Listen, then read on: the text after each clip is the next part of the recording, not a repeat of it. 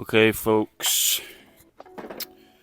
Today, I'm like Spooderman. Today we're just gonna be sewing this net together to completely seal off the inside, and then we just need to put some plastic roofing on. Hopefully that's done today.